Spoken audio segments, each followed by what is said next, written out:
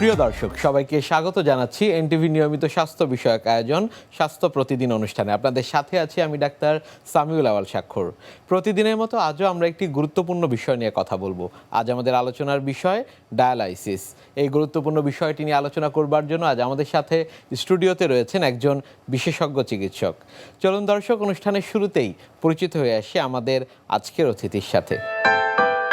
অধ্যাপক ডাক্তার মোহাম্মদ রফিকুল আলম। তিনি 1958 সালে মার্চ মাসে চট্টগ্রাম জেলায় জন্মগ্রহণ করেন। তিনি 1982 সালে চট্টগ্রাম মেডিকেল কলেজ থেকে MBBS ডিগ্রি অর্জন করেন। এরপর তিনি চিকিৎসা বিজ্ঞানে উচ্চতর MD FCPS ডিগ্রি লাভ করেন। তিনি সাবেক চেয়ারম্যান কিডনি বিভাগ এবং সাবেক প্রো ভিসি হিসেবে BMU-তে কর্মরত ছিলেন। আপনাকে স্বাগত জানাচ্ছি আমাদের আজকেরই আলোচনায়। ধন্যবাদ আপনার। স্যার, ডায়ালাইসিস, এই ডায়ালাইসিস বিষয়টি নিয়ে অনেকের মধ্যে নানা ধরনের আতঙ্ক কাজ করে থাকে। ডায়ালাইসিস এই বিষয়টি আসলে কি? ডায়ালাইসিস হচ্ছে kidney replacement therapy. Replacement therapy কখন? যখন এন্ড স্টেজ কিডনি ফেলিওর হয়ে যায়, অর্থাৎ কিডনি তখন আর কাজ করছে না, অথবা মাত্র 15%, 10%, 5% কাজ করছে, GFR 10-এর নিচে, 15-এর নিচে, এইরকম লেভেলে, তখন আমরা রোগীকে রিপ্লেসমেন্ট থেরাপি ডায়ালাইসিসের মাধ্যমে দেওয়া যায়, ট্রান্সপ্লান্টেশনের মাধ্যমে দেওয়া যায়। তখন আমরা ডায়ালাইসিসের ব্যবস্থা করি। ডায়ালাইসিস প্রধানত দুই ভাগে করতে পারে। একটা হচ্ছে হিমোডায়ালাইসিস, আরেকটা হচ্ছে পেরিটোনিয়াল ডায়ালাইসিস। হিমোডায়ালাইসিসটাতে মেশিনের মাধ্যমে করা হয়। হিমোডায়ালাইসিসের মধ্যে বিভিন্ন রকম প্রকার আছে। পেরিটোনিয়াল ডায়ালাইসিস হচ্ছে পেটের মধ্যে একটা টিউব দিয়ে এক ধরনের ডায়ালাইসিস ফ্লুইড দিয়ে পেরিটোনিয়াল মেমব্রেনটাকে আমরা কাজে লাগাই এই ডায়ালাইসিস করার জন্য। আচ্ছা, ডায়ালাইসিসে কি হয়?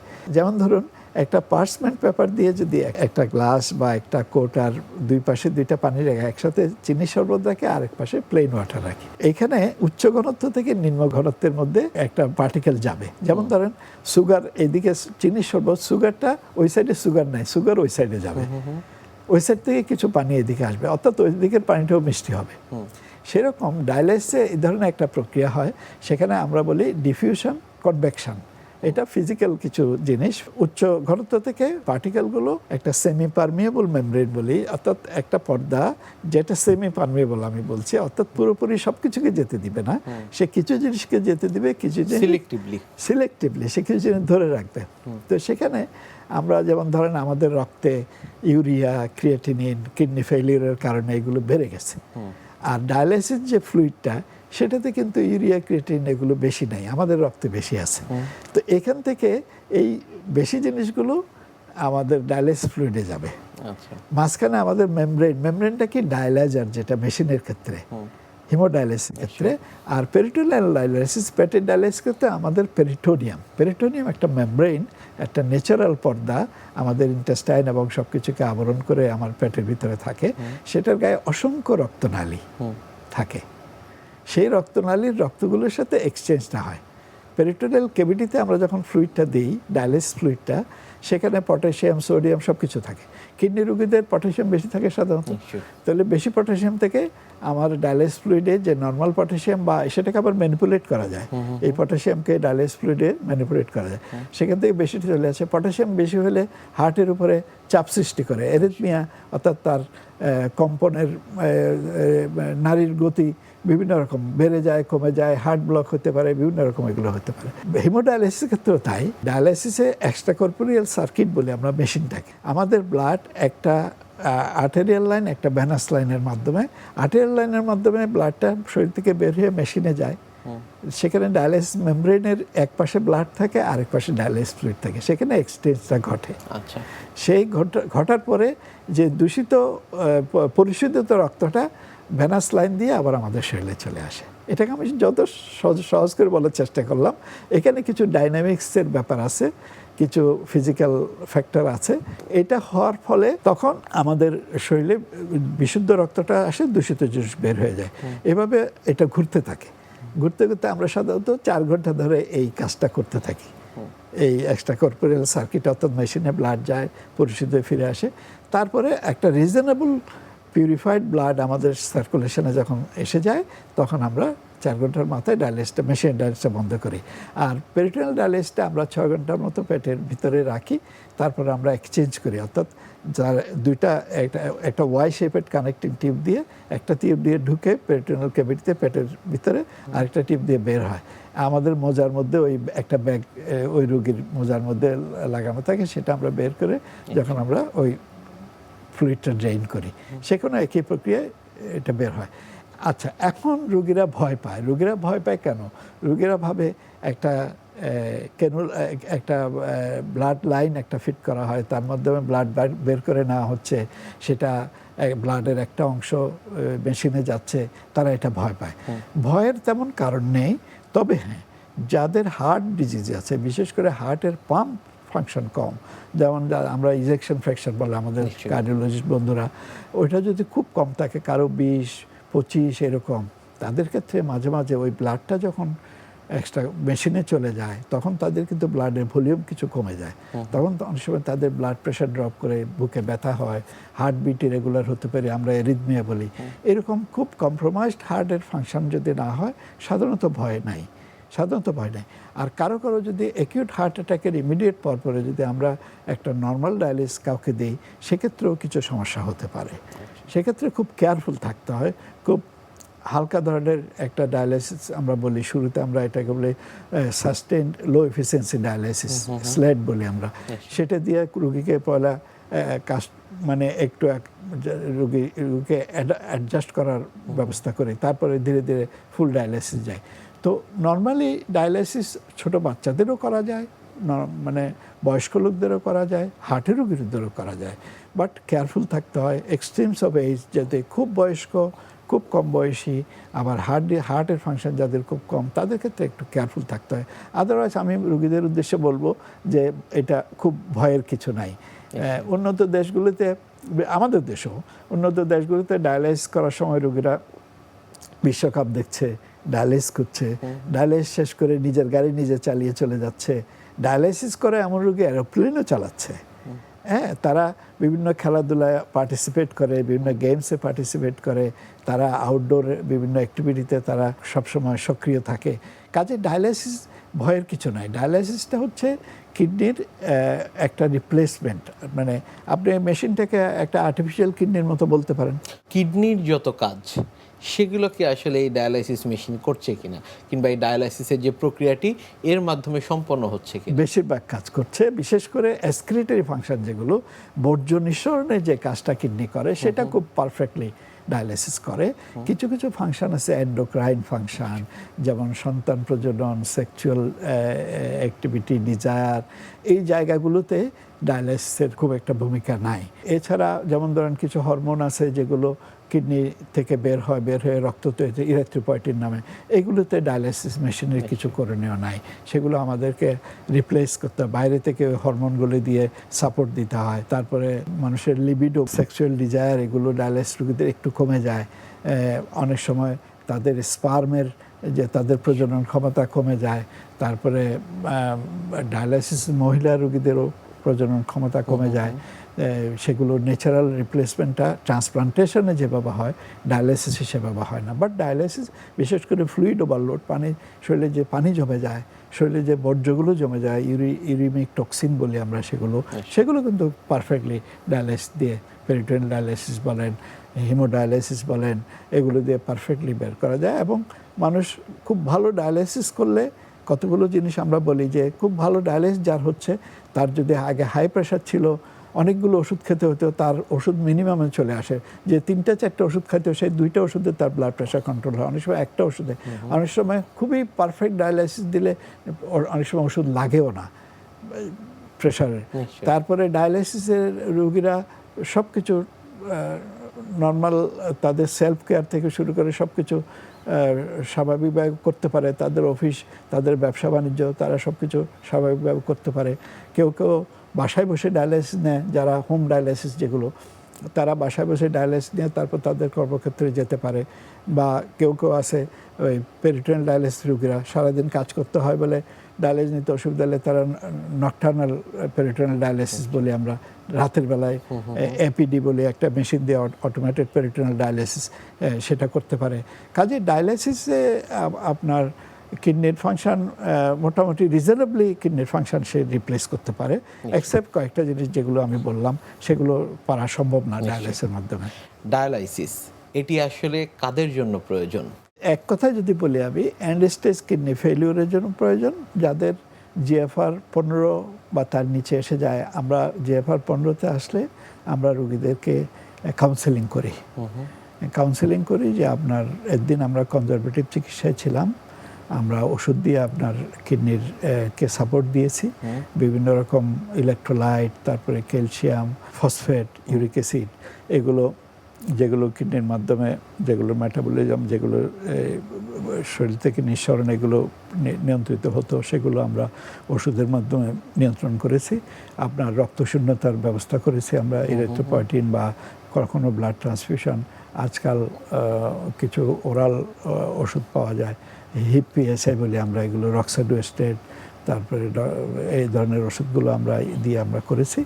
এখন আমরা কিডনির বিশেষ করে যে বর্জ্য নিঃসরণের যে ব্যাপারটা, সেটা এমন একটা স্টেজে কিডনি গেছে যেটাকে আমরা এন্ড স্টেজ বলছি, এখন আপনার ডায়ালাইসিস করা দরকার। তখন আমরা কাউন্সেলিং করি, তাকে অপশানগুলো বলি যে কি কি অপশান আছে। যেমন আপনি মেশিনের ডায়ালাইসিস, যেটাকে আমরা হিমোডায়ালাইসিস বলি, সেটা করতে পারেন, সেটা কোনো সেন্টারে করতে পারেন, বা আপনি অ্যাফোর্ড করতে পারলে মেশিন নিজের বাড়িতে রেখে আপনি করতে পারেন।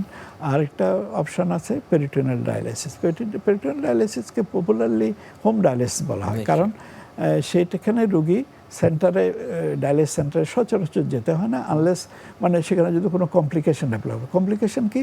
পেরিটোনিয়াল ডায়ালিসিস অনেক সময় আপনার এক্সিট সাইড, যেখানে টিউবটা ঢুকলো সেখানে ইনফেকশন হয়। অনেক সময় পেরিটোনিয়াল ক্যাভিটির ভিতরে, যেটাকে আমরা পেরিটোনাইটিস বলি, সেটা হয়। অনেক সময় ক্যাথেটার ব্লক হয়।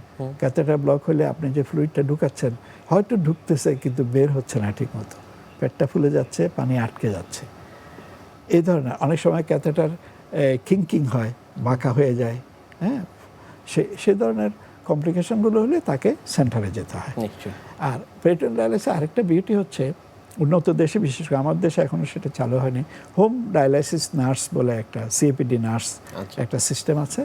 নার্সরা পেরিটোনিয়াল ডায়ালাইসিস যে রোগী করছে তার বাড়ি বাড়ি গিয়ে তাকে ডায়ালাইসিসের সে যেগুলো ট্রেনিংগুলো দেওয়া হয়েছে, সে বা তার কেয়ার গিভার তাকে যেভাবে শেখানো হয়েছে সেগুলো পারছে কিনা। আমি একটা গল্প বলি, সেটা হচ্ছে ইংল্যান্ডে আমি সিএপিডির উপর ট্রেনিংয়ে গিয়েছিলাম।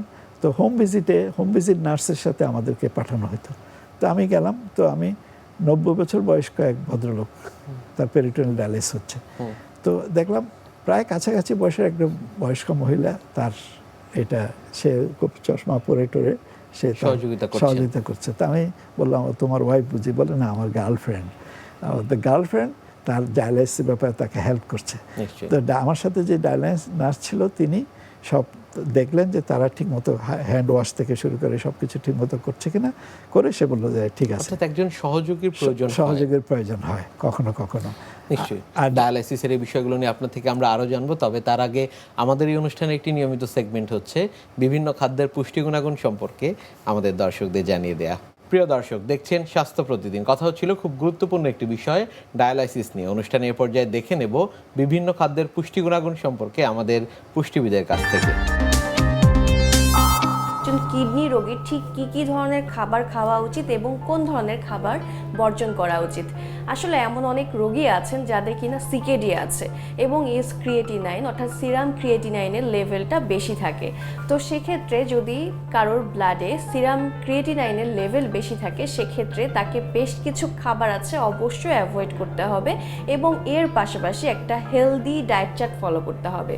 প্রথমত ডাল এবং বিভিন্ন সবজি যেগুলোর মধ্যে বীজ আছে, শসা, টমেটো থেকে শুরু করে কলা, অনেক ধরনের খাবার আছে যেগুলো কিনা অ্যাভয়েড করতে হবে এবং বাদাম একদমই খাওয়া যাবে না এবং অতিরিক্ত অ্যান্টিঅক্সিডেন্ট যুক্ত খাবার খাওয়া যাবে না এতে করে কিডনির উপর এফেক্ট করবে।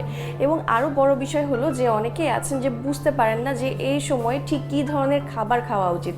আপনি নর্মালি অন্যান্য মানুষ যা খাচ্ছে, একজন সুস্থ মানুষ যা খায়, আপনিও সেই ধরনের খাবারই খেতে পারবেন। তবে অবশ্যই লাল আটার রুটি, লাল চালের ভাত এগুলো আপনাকে অ্যাভয়েড করতে হবে এবং আপনি একটা হেলদি ডায়েট চার্ট মেনটেন করবেন। এবং সবচেয়ে বড় বিষয় হলো যে আপনাকে রেগুলার হাঁটতে হবে, অর্থাৎ আপনি প্রতিদিন চেষ্টা করবেন প্রায় 40 মিনিট থেকে 1 ঘন্টা হাঁটার, তাহলে আপনার কিডনি কিন্তু সুস্থ থাকবে। এর পাশাপাশি আপনি যে ধরনের খাবার খাবেন, সকালবেলা 2টো রুটি খেতে পারেন, এর সাথে আপনি সবজি খাবেন এবং আপনি যখন ডিম সিদ্ধ খাবেন অবশ্যই কুসুমকে এড়িয়ে চলবেন এবং কোনো প্রকারের কফি বা অতিরিক্ত মাত্রায় গ্রিন টি এই সময় পান করা যাবে না। ডেইরি প্রোডাক্টস জাতীয় কোনো খাবার আপনি খাবেন না। আপনি দুপুরবেলা নর্মালি ভাত এবং অন্যান্য সবজি খেতে পারবেন, তবে পেঁপে অ্যাভয়েড করাই অনেক ভালো।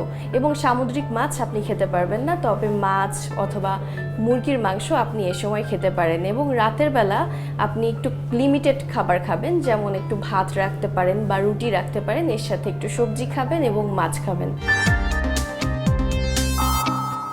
ডায়ালাইসিস নিলেই জীবন সংকটাপন্ন কিংবা জীবন সায়ান্নে চলে এসেছে, ব্যাপারটি আসলে এমন কিনা? অনেক ধন্যবাদ আপনাকে, এত সুন্দর একটা প্রশ্ন করলেন। এটা এক ধরনের আমাদের কিডনি রোগীদের মনে অনেক হতাশার জন্ম দেয়। আমি যেটা বলি রোগীদেরকে, অনেকে বলে স্যার আমার অমুক খালাতো বোন বা আমার মামি ডায়ালাইসিস করে মারা গেছে। তা আমি বললাম আপনার কোনো মামি কি ডায়ালাইসিস না করে মারা যায়নি? বলছে হ্যাঁ তা তো মারা গেছে। আমি বললাম যে এটা তো আপনার হায়াতের একটা ব্যাপার আছে, আপনি যদি সৃষ্টিকর্তায় বিশ্বাস করেন এটা ডায়ালাইসিস করে আমাদের অন্যান্য দেশে অনেক দিন অনেক বছর মানুষ বাঁচে, আমাদের দেশে লংগেস্ট আমরা 20-25 বছর পর্যন্ত। এবং এখানে আরেকটা মজা হচ্ছে যে এই ডায়ালাইসিসের সিস্টেমটা কিন্তু ইন্টারচেঞ্জেবল। যেমন ধরেন আপনি মেশিনের ডায়ালিসিস আছেন, কোনো কারণে সেটাতে কোনো সমস্যা হচ্ছে, আপনি পেরিটোনিয়াল ডায়ালিসিস যেতে পারলেন। পেরিটোনিয়াল ডায়ালিসিস কোনো সমস্যা হচ্ছে, আপনি ট্রান্সপ্লান্টে যেতে পারলেন।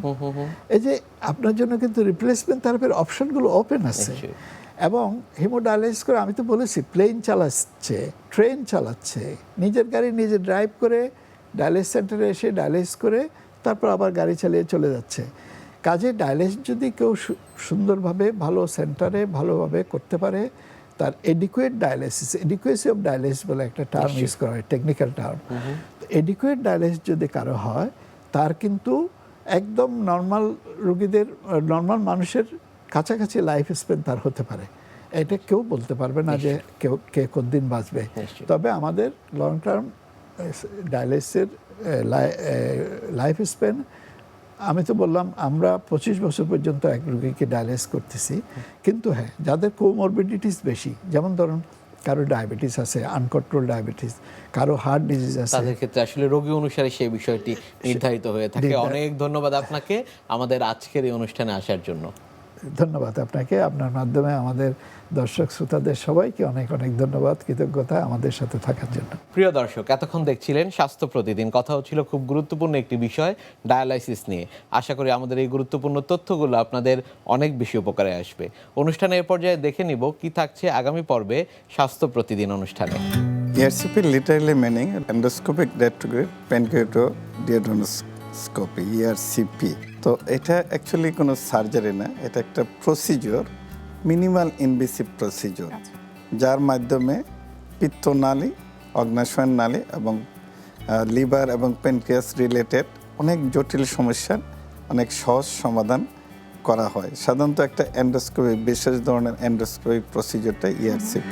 বিশ্বের যে কোনো প্রান্ত থেকে যে কোনো সময় আপনাদের পছন্দের অনুষ্ঠান স্বাস্থ্য প্রতিদিন দেখতে ভিজিট করুন আমাদের পূর্ণাঙ্গ ওয়েব পোর্টাল www.ntvbd.com। এছাড়া এনটিভি সব জনপ্রিয় অনুষ্ঠান ও খবরের আপডেট পেতে ভিজিট করুন আমাদের ইউটিউব চ্যানেল ও ভেরিফাইড ফেসবুক পেজে।